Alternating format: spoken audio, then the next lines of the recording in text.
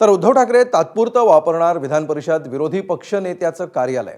विधिमंडळामध्ये तळमजल्यावर असलेले हे दालन या ठिकाणी उद्धव ठाकरे आलेले आहेत। अधिवेशन कालावधीमध्ये उद्धव ठाकरे या दालनामध्ये तसंच पक्ष कार्यालयामध्ये देखील बसणार असल्याची माहिती आहे।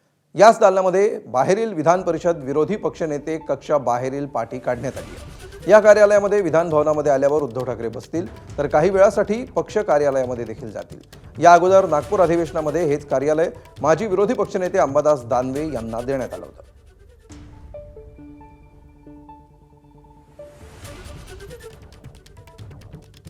आणि अधिक माहिती घेऊया, वेदांत नेब आपले प्रतिनिधी आपल्या सोबत आहेत। वेदांत, ही जी टेम्पररी अरेंजमेंट करण्यात आलेली आहे उद्धव ठाकरेंसाठी, काय अधिक माहिती आहे याविषयी?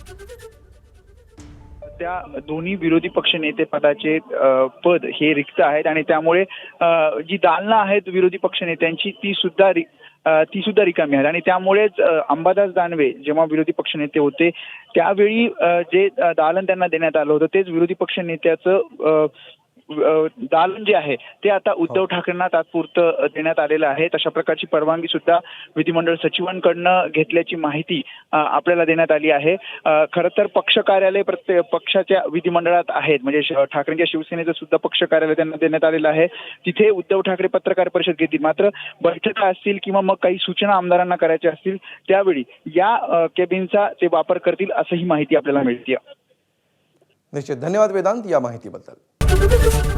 एबीपी माझा, उघडा डोळे बघा नीट।